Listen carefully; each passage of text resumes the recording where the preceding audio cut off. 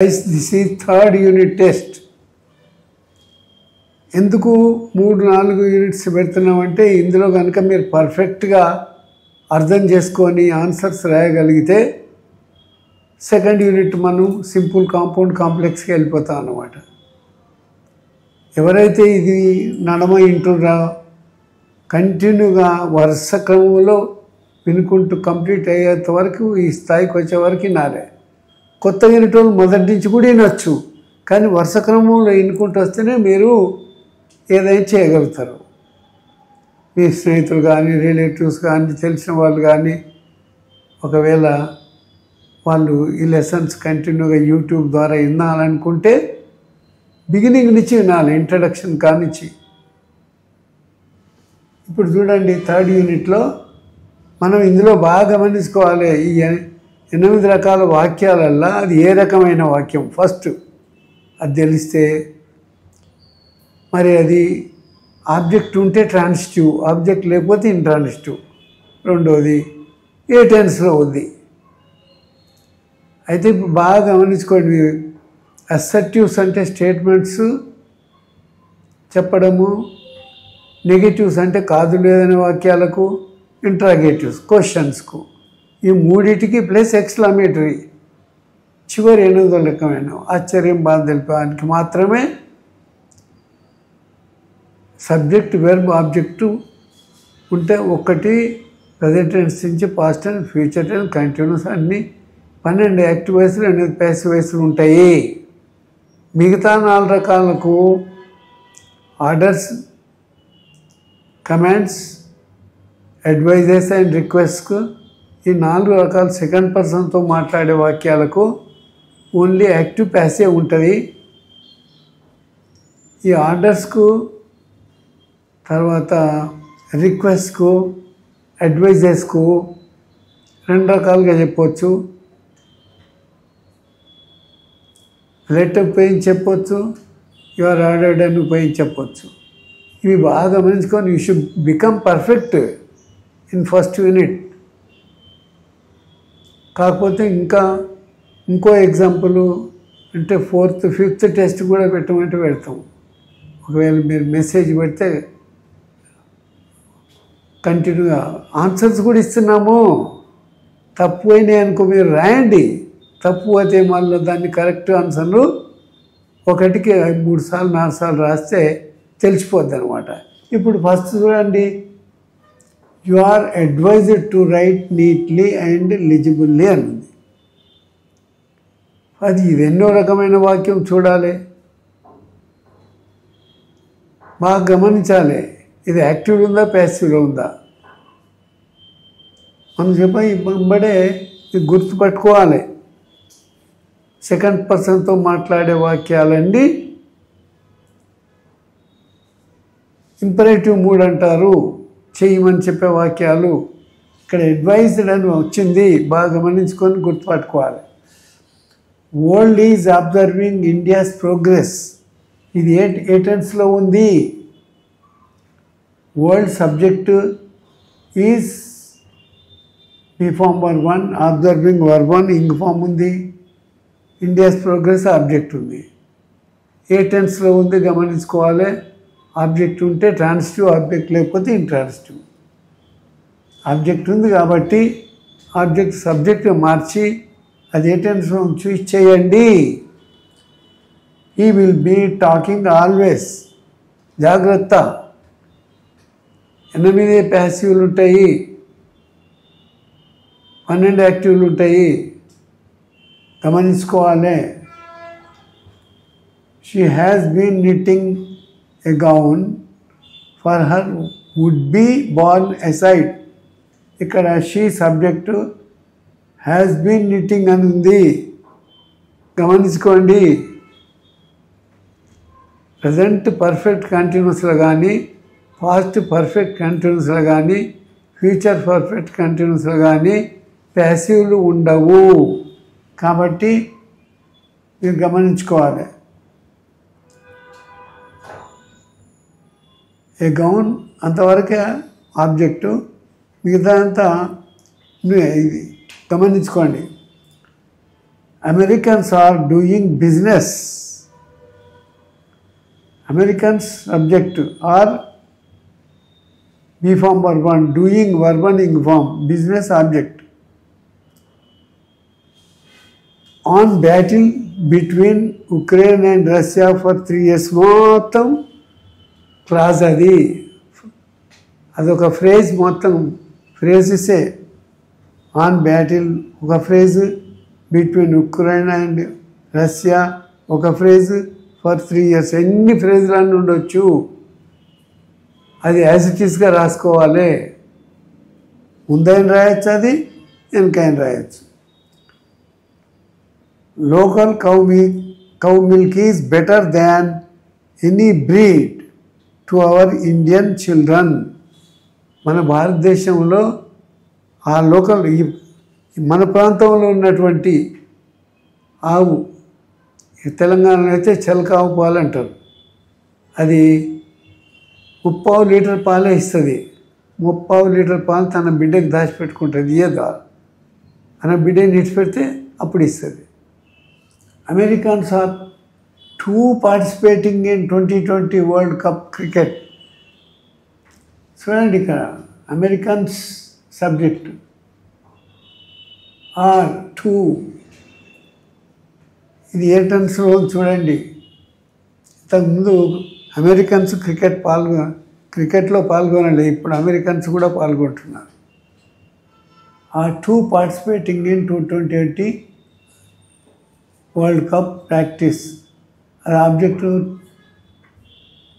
In 2020 world cup practice, world cup cricket మొత్తం ఆబ్జెక్టే. చూసుకోవాలి ఇది బాగుంది, ఏ టెన్స్లో ఉంది, యాక్టివ్ ఉందా, ప్యాసివ్ ఉందా చూడాలి. I will be checking the test paper before submitting.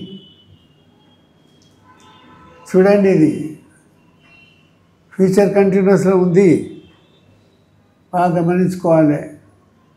Who will repeat 8 types of sentences, active passive voices.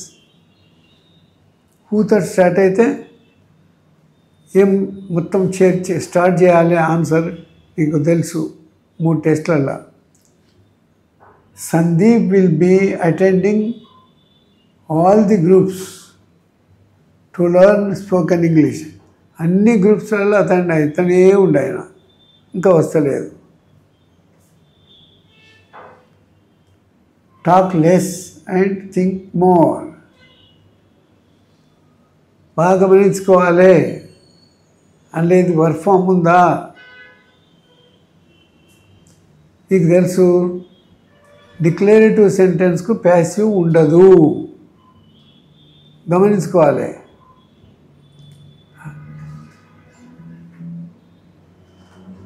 Could you right well, maintaining space between letters and words. చక్కగా రాయగలుగుతామా? ఒక స్థలానికి ఒక వర్డ్కు ఒక లెటర్కు స్థలం ఎంత కేటాయించాలో అంతే కేటాయించి రాయగలుగుతావా? You see, is it active or passive? Which type of question it is చూసి చేసుకోవాలి. సబ్జెక్ట్, వెర్బ్, ఆబ్జెక్టు ఉన్నదా లేదా. Maintaining space between letters and words మొత్తం ఫ్రేజెసే. అది తర్వాత చేర్చుకోవచ్చు మార్చిన తర్వాత. Next, I have prepared this test paper now only.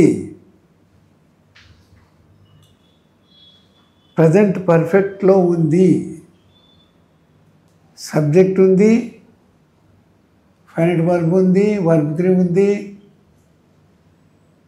This test అని పేపర్ అని ఉంది ఆబ్జెక్టు. ఈ నౌ ఓన్లీ అనేది మాత్రం ఫ్రేజ్, అది చివరిలో చేర్చుకోవచ్చు. You have to change into, అది యాక్టివ్గా ప్యాసివ్గా గుర్తుపట్టుకోవాలి, అది ట్రాన్సిటివ్ ఇంట్రాన్సిటివ్గా గుర్తుపట్టుకోవాలి, అది ఏ టెన్స్లో ఉంది. గుర్తుపట్టుకొని చేసుకోవాలి. డూ, ఇది 8 రకాల వాక్యాలలో ఏ రకమైన వాక్యం? Valmiki had been writing Ramayana before the event happened. Valmiki Ramayanam జరగకముందే రాసి పెట్టిండనమాట. రామాయణం జరగకముందు ఈ మాదిరిగా జరుగుతుందని ఆయన రాసి పెట్టిన ప్రకారమే రామాయణం జరిగింది. So this is past perfect కంటిన్యూస్లో ఉంది. చూసుకోండి, అది యాక్టివ్ ఉంటుందా ప్యాసివ్ ఉంటుందా. Where did you put notes? Change into active ఉంటే ప్యాసివ్, ప్యాసివ్ ఉంటే యాక్టివ్ చేయాలి. How much money is spent for this course? Alexander had been attacking the countries with his huge army to become emperor to the whole world. మొత్తం had been attacking అంటుంది. అతను దేశాలపైన దాడి చేసుకుంటూ వస్తూనే ఉన్నాడు, వస్తూనే ఉండేను అన్నమాట. ప్రపంచ మొత్తాన్ని చక్రవర్తిని కావాలని. So you must think whether it is in which tense. బాగా గమనించుకోండి. అని ప్యాసివ్ ఉంటుందా గమనించుకొని రాయాలి. రైట్. బాగా మీరు శ్రద్ధ తీసుకుంటే అతి సులభంగా ఈ టెన్సెస్ యూనిట్ మీరు కంప్లీట్ చేయగలిగారు అనుకో, దాదాపు ఒక 35% లాంగ్వేజ్ మీకు అర్థమవుతుంటుంది. దాన్ని కంటిన్యూషన్లోనే ఇది క్వశ్చన్స్, జీకే క్వశ్చన్స్ ఇవ్వడం జరిగింది. అంటే మీకు అర్థమవుతుంది కాబట్టి. Will you play chess? ఇది జనరల్గా అడిగే క్వశ్చన్స్ అనమాట. నువ్వు చెస్ ఆడగలవా అన్నట్టు. No, I don't know its rules. లేదు, నేను ఆడలేను, నాకు ఆ రూల్స్ రెగ్యులేషన్స్ తెలియవు. రూల్స్ తెలియాలి. చెస్ ఆడాలంటే అందరికి రాదు. సైనికుడు ఎట్లా మూవ్ కావాలి, హార్స్ గుర్రం ఎట్లా మూవ్ కావాలి, ఎలిఫెంట్ ఎట్లా మూవ్ కావాలి, క్యామెల్ ఎట్లా మూవ్ కావాలి, రాజు ఎట్లా మూవ్ కావాలి, మంత్రి ఎట్లా మూవ్ కావాలి, అది బాగా గమనించుకొని ఆడాలి. అది రాకపోతే ఆడలేమంటాడు. Will you come tomorrow to class? రేపు నువ్వు తరగతికి వస్తావా? Certainly I will come to class tomorrow. తప్పనిసరిగా అన్నట్టు. సర్టెన్లీ మీన్స్ తప్పనిసరిగా వస్తాను. I will come to class tomorrow, నేను తప్పనిసరిగా క్లాస్కి వస్తాను. Will you stay here tonight? ఈరోజు రాత్రి ఇక్కడ ఉంటావా? No, I will go back to my house. లేదు, నేను మా ఇంటికి వెళ్ళిపోతాను. Do you see Raja on Friday? Did you see? చూసినావా రాజాను శుక్రవారం రోజు చూసావా అని అడిగింది. No, I did not see him. Today is Friday, last Friday అన్నమాట.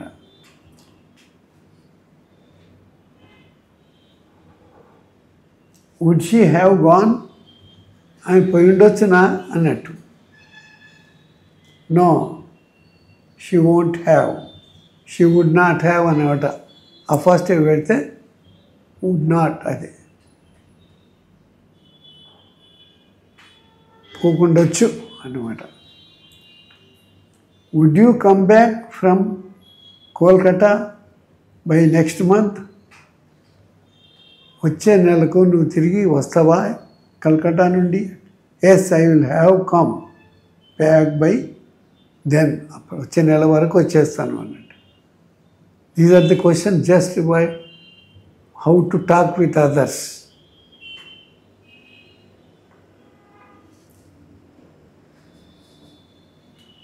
జనరల్ నాలెడ్జ్ ఇవి. What is their name, how many, last question ఏముంది, లాస్ట్ క్వశ్చన్లో how many children he has, అతనికి ఎంతమంది పిల్లలు ఉన్నారు అంటే ఇక్కడ 1 డాటర్ అని ఆన్సర్ వచ్చింది. చాలామంది ఒక ఇంట్లో 3, 4 ఉంటారు సంతానం. అటువంటిప్పుడు వాళ్ళ పేర్లు, వాళ్ళు ఏం చేస్తుండ్రో ఎంక్వైరీ చేయడం. వాట్ ఈస్ హర్ నేమ్, ఒక ఆమె అయితే వాట్ ఈస్ హర్ నేమ్ అనాలి, కొడుకు అయితేనే వాట్ ఈస్ హిజ్ నేమ్ అనాలి, 2, 3 అంటే వాట్ ఈస్ దేర్ నేమ్స్ అనాలి. వారి యొక్క, ఆమె యొక్క, అతని యొక్క వారి పేర్లు తెలపండి. ఇక్కడ రాయాలి 1, 2, 3 పేర్లు, 1, 2, 3 అని నంబర్లు కొట్టాలి. వాట్ ఆర్ దే డూయింగ్, వారు ఏం చేస్తున్నారు, పేరు రాసి స్టూడెంటా, ఎంప్లాయా, మరి ఏం పని చేస్తున్నాడో రాయాలి.